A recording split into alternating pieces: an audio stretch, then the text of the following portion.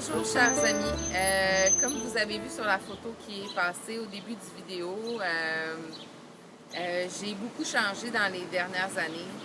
C'était très gênant pour moi à l'époque de prendre des photos et c'est une des seules photos que j'ai trouvées. Même si pour moi c'est une épreuve de vous la démontrer, je voulais que vous soyez conscient de la réalité que j'avais. Donc cette semaine, mon sujet c'est l'auto-sabotage. Je suis une experte là-dedans. Je travaille à améliorer ça. Et je suis consciente que je ne suis pas la seule à faire ça.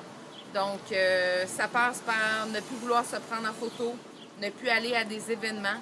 J'ai même presque refusé de ne pas être une demoiselle d'honneur pour les gens que j'aimais.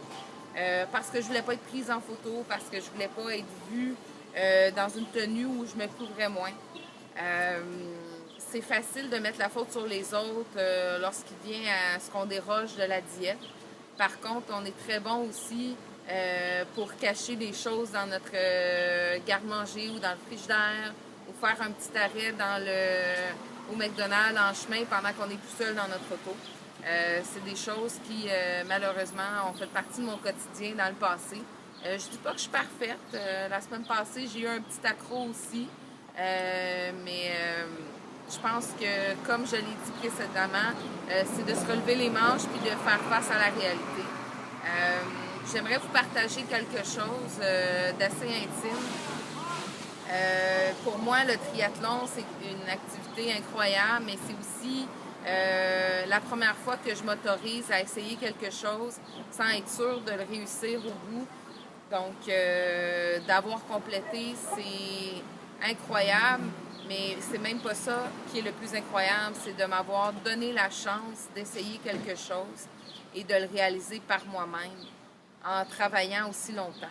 Dans le passé, je m'étais inscrite à de nombreuses courses et le matin même, je mettais mon chandail, je trouvais qu'il me faisait pas bien, le chandail de course, puis je décidais d'aller me recoucher parce que je pensais que j'allais pas être bien, que j'allais être la plus grosse de la course, que j'allais pas finir, même si je m'étais entraînée pour des semaines avant. Donc, c'est très délicat, l'auto-sabotage. On est les maîtres de ça. On veut que ça soit parfait, mais c'est jamais parfait. Donc, cette semaine, ce que je vais vous demander de faire, comme je me le demande de le faire, c'est de se laisser une chance de réussir, puis que même si on ne réussit pas, on recommence. Donc, je vous souhaite une excellente semaine et au plaisir d'avoir vos commentaires. Au revoir.